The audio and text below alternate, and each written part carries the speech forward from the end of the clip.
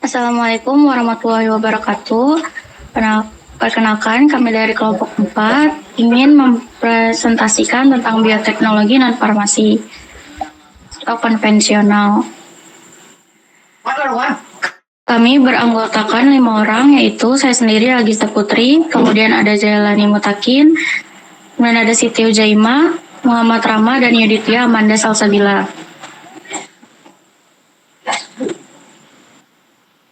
Apa itu bioteknologi? Bioteknologi yaitu cabang ilmu yang memanfaatkan makhluk hidup seperti mikroorganisme, tumbuhan atau hewan, sistem biologis, dan proses-prosesnya untuk menghasilkan produk atau jasa yang bermanfaat bagi manusia. Kemudian bioteknologi non-farmasi yaitu penerapan prinsip-prinsip bioteknologi pada bidang non-kesehatan atau non-obat seperti pertanian, peternakan, lingkungan, dan industri pangan dengan tujuan meningkatkan produktivitas, kualitas, dan serta berkelanjutan tanpa fokus pada pengobatan atau produksi obat.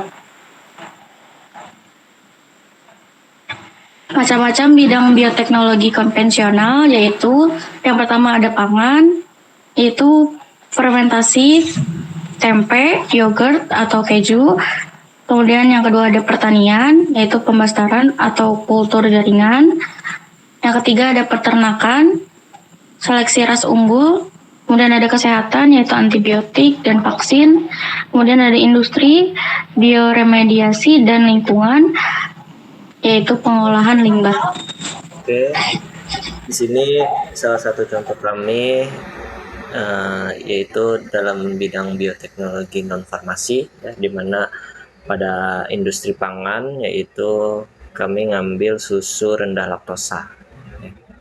Lalu apa itu susu rendah laktosa?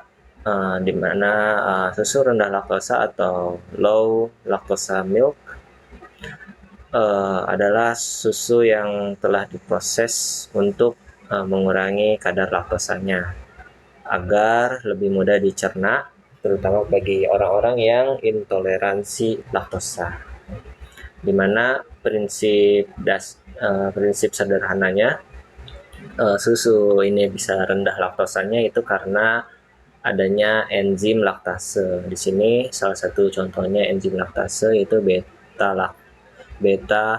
galaktosidase, di mana enzim ini dia akan memecah laktosa menjadi galaktosa dan glukosa, ya. Jadi dipecah menjadi 2 produk.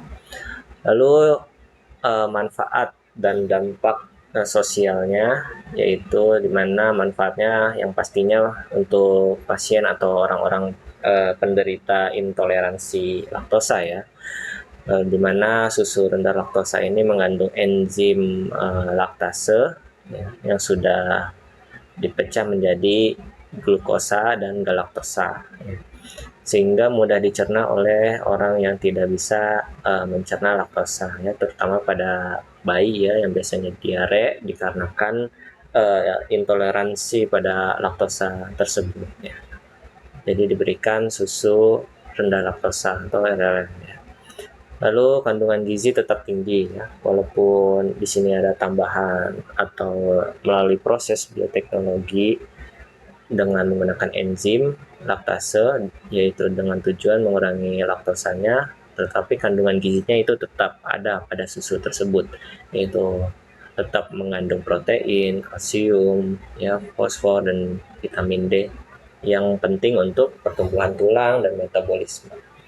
Lalu mendorong inovasi di industri pangan dan bioteknologi, ya.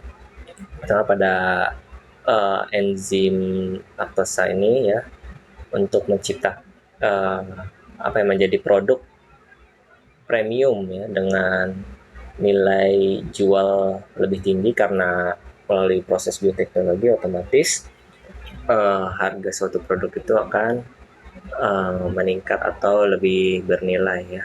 Lalu otomatis meningkatkan keuntungan bagi produsen. Lalu ada tantangan dan prospek masa depannya. Oke, di sini ada tantangan, ya. Tantangannya untuk penggunaan susu rendah laktosa ini, di mana biaya produksinya pasti tinggi ya, karena melalui proses penghilangan atau pemecah laktosa, di mana itu memerlukan enzim laktase dan teknologi khusus untuk membuat susu rendah laktosanya itu sendiri ya. Lalu kendala teknologi produksinya, di mana proses degradasi laktosa harus dijaga agar terutama biar nggak merubah rasa ya, dan juga tekstur, lalu yang pastinya kandungan gizinya tidak hilang pada susu tersebut ya. Lalu untuk yang pastinya kemajuan bioteknologi ya, dengan menggunakan enzim tersebut dalam merendahkan kadar laktosa pada susu ya, itu merupakan kemajuan bioteknologi. Lalu kesadaran gizi ya, dengan kita membuat susu rendah laktosa tetapi gizi tersebut tetap terpenuhi supaya bisa bermanfaat ya, untuk berkhasiat susu tersebut, terutama pada pasien penderita intoleransi laktosa. Oke, untuk proses pembuatan susu rendah laktosanya, sederhananya di mana persiapan susu segar ya, di mana susu dari sapi ya disaring dan dinormalisasikan kandungan lemak ya. Lalu yang pastinya penambahan enzim ya, ditambahkan enzim untuk memecah laktosa tadi ya, dari laktosa menjadi glukos dan galaktosa. Lalu setelah itu diinkubasi ya. Biasanya inkubasi ini pada suhu 37 sampai 40 derajat Celcius selama 24 jam agar proses hidrolisisnya juga berlangsung optimal. Lalu setelah itu lanjut ke parteurisasi atau sterilisasi ya, dimana untuk susu tersebut bebas dari mikroba ya, dan juga menonaktifkan enzimnya. Lalu setelah itu susu baru didinginkan, proses pendinginan dan dikemas lalu siap diedarkan. Kurang lebih seperti itu secara singkatnya ya. Kemudian dilanjutkan oleh Yudit ya. Kemudian di sini ada selain susu rendah laktosa, mengambil contoh bidang pangan atau yogurt. Di sini ada definisi dari yogurt itu sendiri. Yogurt adalah produk olahan susu hasil fermentasi, yaitu dari susu sapi, kambing atau nabati yang difermentasi oleh bakteri asam laktat seperti Lactobacillus bulgaricus dan Streptococcus thermophilus. Kedua bakteri ini bersimbiosis mutualisme. Lactobacillus bulgaricus menghasilkan asam laktat dan menciptakan kondisi asam. Kemudian Streptococcus thermophilus membantu mempercepat fermentasi dan membentuk aroma khas yogurt. Di sini ada prinsip dari yogurt itu sendiri. Pertama ada bakteri asam laktat mengubah laktosa gula susu menjadi asam laktat. Proses ini disebut fermentasi laktosa dan merupakan inti bioteknologi mikroba dalam yogurt. Kemudian yang kedua ada pH. Asam laktat menurunkan pH susu sehingga protein atau kasein menggumpal. Juga tumbuhan mikroba patogen. pH turun dari sekitar 6,5 menjadi kurang lebih 4,5.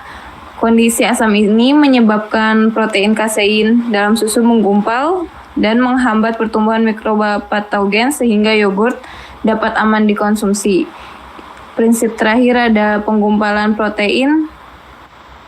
Penggumpalan protein menghasilkan tekstur kental khas yogurt, yaitu protein susu yang terdenaturasi menghasilkan konsistensi lembut dan rasa asam segar.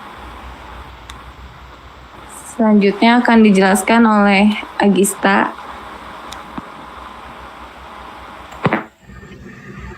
Di slide ini saya akan menjelaskan tentang manfaat dan dampak sosial dari bioteknologi fermentasi.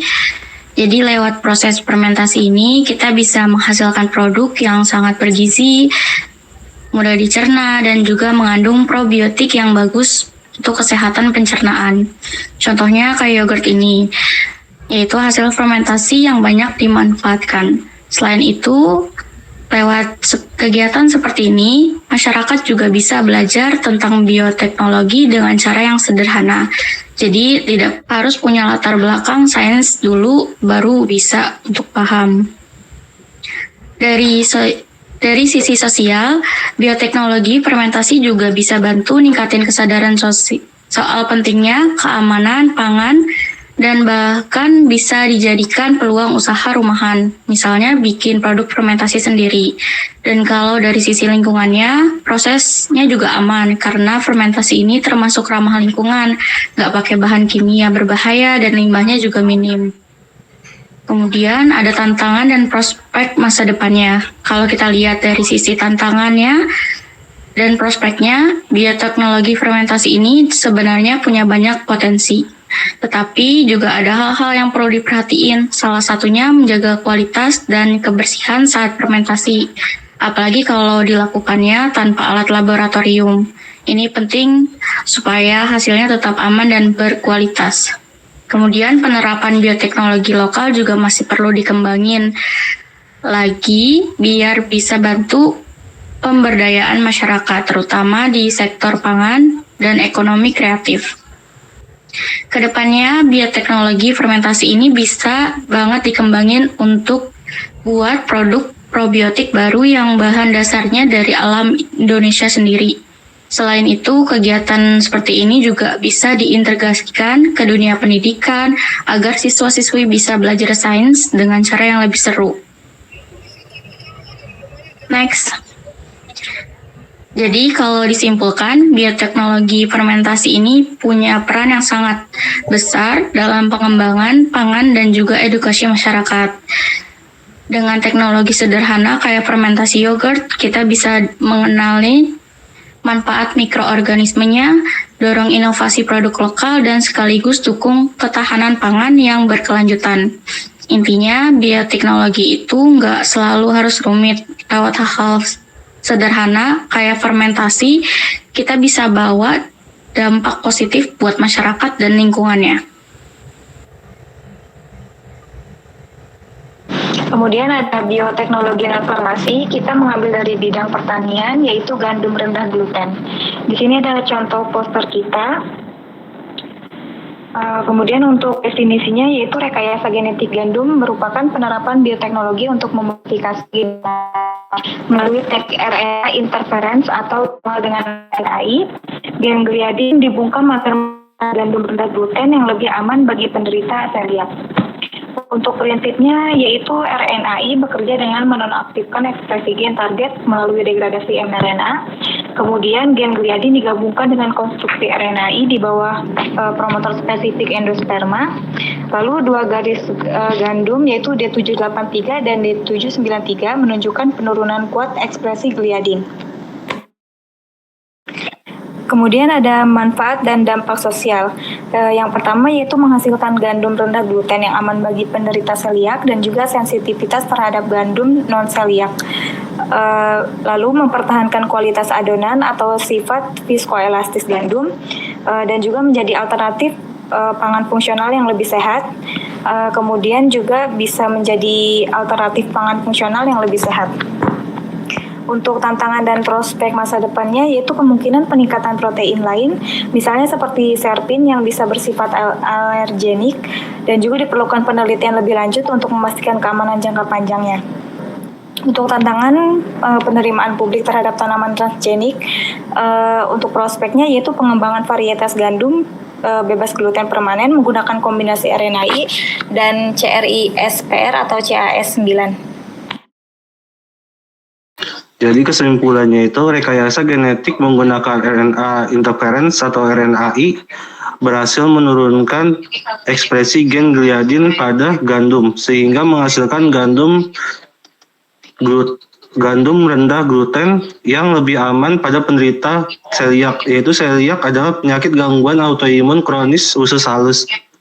Jadi Gandum rendah gluten ini cocok untuk orang yang gangguan autoimun. Teknologi ini tidak mengubah kualitas adonan yang berpotensi dikembangkan lebih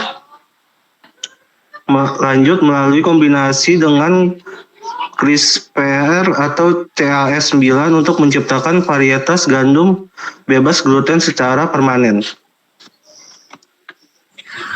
Oke, sebagai penutup dapat kita simpulkan bahwa bioteknologi berperan penting dalam pengembangan pangan fungsional seperti susu rendah laktosa, yogurt, dan gandum rendah gluten. Produk-produk ini menunjukkan bagaimana teknologi bisa dimanfaatkan untuk meningkatkan kesehatan masyarakat tanpa mengurangi kualitas pangan itu sendiri. Sekian presentasi dari kami, kurang lebihnya mohon maaf. Wassalamualaikum warahmatullahi wabarakatuh.